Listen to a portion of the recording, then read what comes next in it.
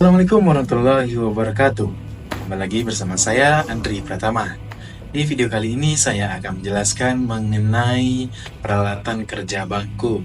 Bagi teman-teman yang akan melaksanakan praktikum kerja bangku, wajib menonton video ini karena di video ini saya jelaskan semua peralatan yang dibutuhkan dalam praktikum kerja bangku.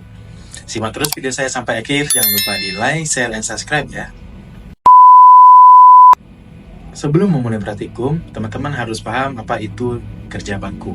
Nah, kerja bangku adalah segala aktivitas proses produksi yang dikerjakan secara manual tanpa menggunakan mesin. Dikerjakan di atas meja kerja. Kegiatan-kegiatan yang biasa dilakukan pada saat proses praktikum kerja bangku adalah yang pertama proses pemotongan, yaitu proses penggergajian. Yang kedua adalah proses meratakan permukaan, membuat chamfer dengan pengikiran. Yang ketiga adalah proses pelubangan menggunakan alat bor. Yang keempat adalah proses pembuatan ulir, pengetapan, dan juga penyenaian, biasa tap and snake.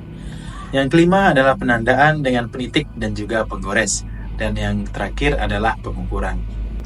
Berdasarkan proses pengerjaannya, kerja bangku terbagi menjadi dua jenis. Yang pertama adalah proses pembuatan dengan cara mengurangi volume benda kerja untuk mendapatkan suatu bentuk yang diinginkan.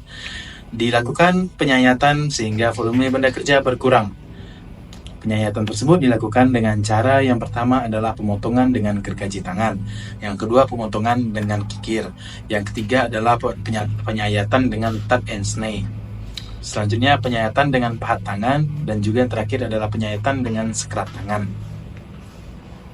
Nah, yang jenis kedua adalah proses pembuatan dengan tanpa mengurangi volume benda kerja untuk mendapatkan suatu bentuk yang diinginkan.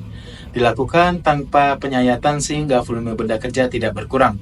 Pembuatan benda kerja dilakukan dengan cara yang pertama pembengkokan ataupun bending, yang kedua distempel ataupun stamping. Dalam proses praktikum kerja bangku, teman-teman memerlukan peralatan-peralatan yang saya sampaikan sebelumnya. Nah, peralatannya apa saja? Yang pertama adalah gergaji besi ataupun hacksaw. Alat ini digunakan untuk memotong bermacam-macam campuran baja dan juga baja dengan kadar karbon rendah, yaitu logam lunak. Peralatan yang kedua adalah penitik.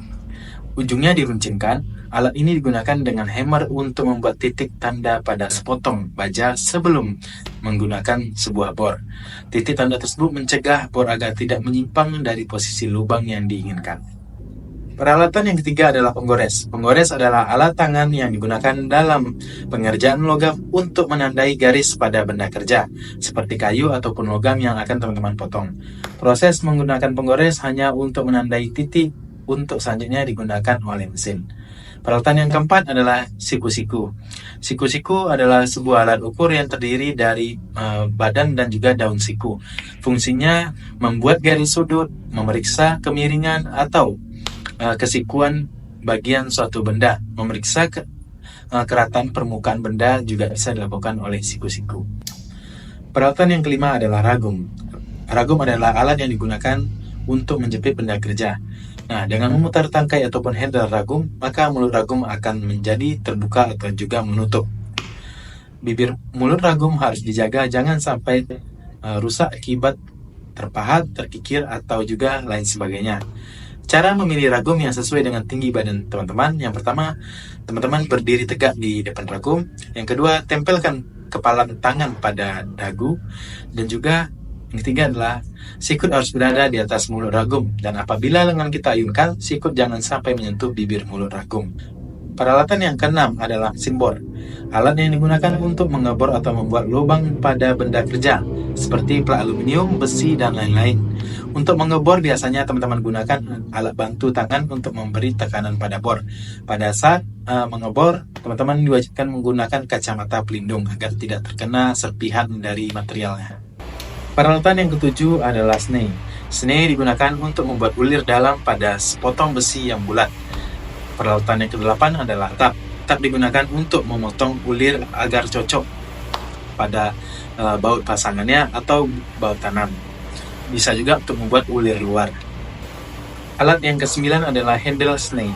Alat ini digunakan untuk menahan sney dengan kuat agar teman-teman bisa memberikan tekanan yang merata dan tuas tidak miring. Peralatan ke-10 adalah handle tab.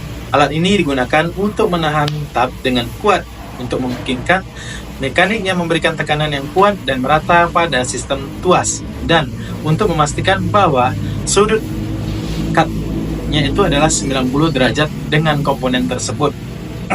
Peralatan yang ke-11 adalah sikat baja. Bulu-bulu sikat biasanya adalah baja dengan high tensile. Alat ini cocok untuk menghilangkan karbon, bahan gasket yang lama dan juga kotoran atau karat dari permukaan logam. Peralatan yang ke-12 adalah pahat. Alat ini digunakan untuk memotong baut, mur, dan lempengan yang logam yang ringan. Nah, alat ini bisa juga digunakan untuk berbagai macam, di mana komponen-komponen yang terpasang terlalu kencang harus dilepaskan bisa menggunakan sebuah pahat. Peralatan yang ke-13 adalah kikir rata dua sisi. Alat ini digunakan untuk memotong atau mengurangi dimensi dari juga sebuah benda. Yang ke-14 adalah kikir rata tunggal. Alat ini digunakan untuk menyelesaikan permukaan pipih secara baik. Yang ke-15 adalah kikir bulat. Alat ini digunakan untuk memperbesar lubang-lubang yang permukaannya bercekung kecil. Peralatan yang ke-16 adalah meja perata. Meja perata berfungsi untuk menguji kerataan permukaan sebuah benda. Selain itu, digunakan untuk meletakkan benda kerja serta alat-alat menggambar. Meja perata terbuat dari besi tuang, keramik, atau dari besi juga bisa, dan juga batu granit. Permukaan meja datar ini jangan sampai rusak ya teman-teman, atau cacat, sehingga hasil lukisan ataupun hasil pekerjaan tetap terjaga. Dan peralatan yang terakhir teman-teman gunakan pada saat proses kerja bangku adalah tube cutter. Digunakan untuk memotong pipa kecil, misalnya pipa bahan bakar. Nah, tool ini dipasang pada pipa yang akan dipotong sehingga pipa tertahan di antara cutting disc dan sepasang roller. Tool kemudian diputar mengelilingi pipa tersebut dan perlahan-lahan dikencangkan sampai disc-nya itu memotong pipa tersebut. Itulah peralatan yang mungkin teman-teman akan jumpai atau akan teman-teman pakai pada saat proses kerja bangku, entah itu di praktikum ataupun di dunia kerja. Mudah-mudahan teman-teman bisa mengerti apa yang saya sampaikan, teman-teman bisa paham cara menggunakannya nanti, dan juga teman-teman bisa menggunakannya sesuai dengan masing-masing fungsi dari peralatan tersebut. Terima kasih kepada teman-teman yang sudah menonton video saya sampai habis. Jangan lupa di like, share, and subscribe ya.